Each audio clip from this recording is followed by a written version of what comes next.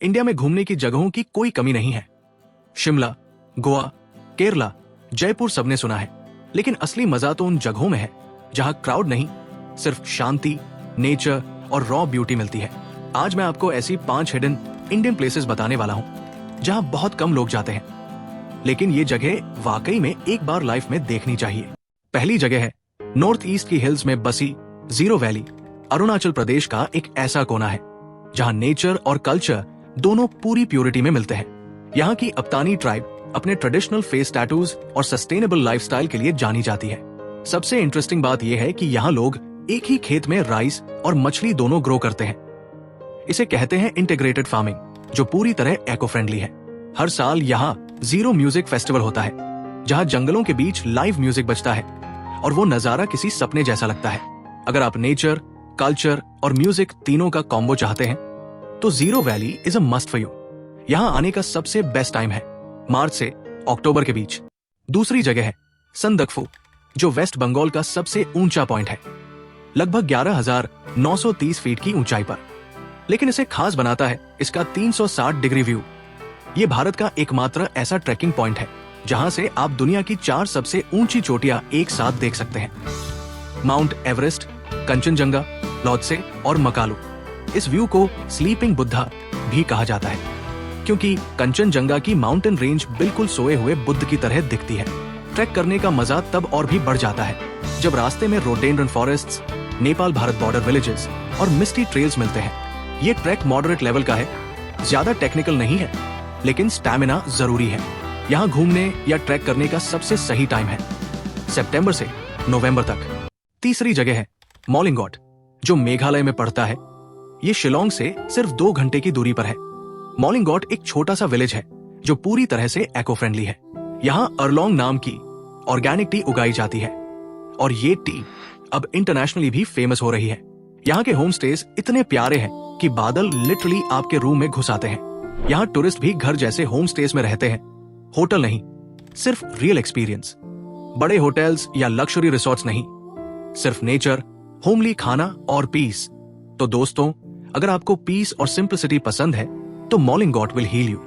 मोलिंगॉट घूमने का सबसे अच्छा टाइम है जुलाई से लेकर अक्टूबर तक, जब बारिश के बाद टी गार्डन्स पूरी तरह हरे हो जाते हैं और बादल लिटरली आपके होम स्टे तक पहुंच जाते हैं। चौथी जगह है चितकुल।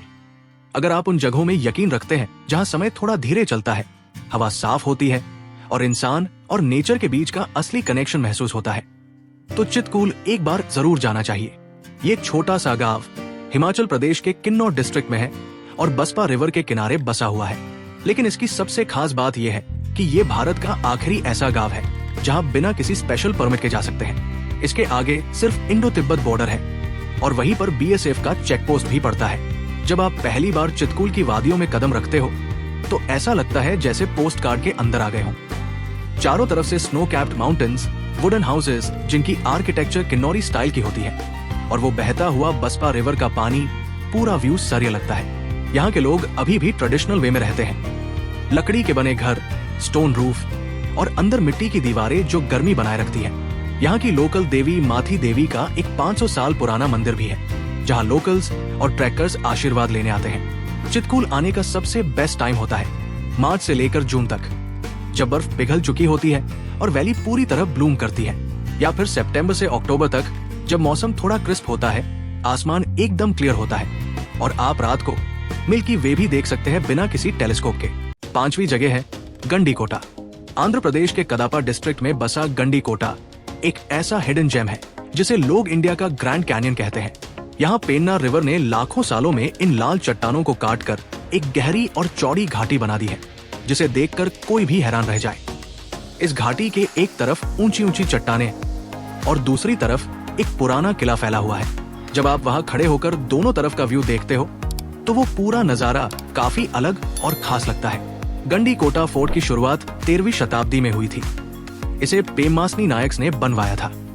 फोर्ट की दीवारें रेड ग्रेनाइट से बनी हैं और इसके अंदर एक ओल्ड रंगनाथा स्वामी टेम्पल, एक जामा मस्जिद, ग्रैनरीज और वॉच टावर्स भी है। फोर्ट बहुत बड़े एरिया में फैला है और यहाँ से पेन्नार रिवर और कैनियन का व्यू एकदम पोस्ट कार्ड जैसा लगता है।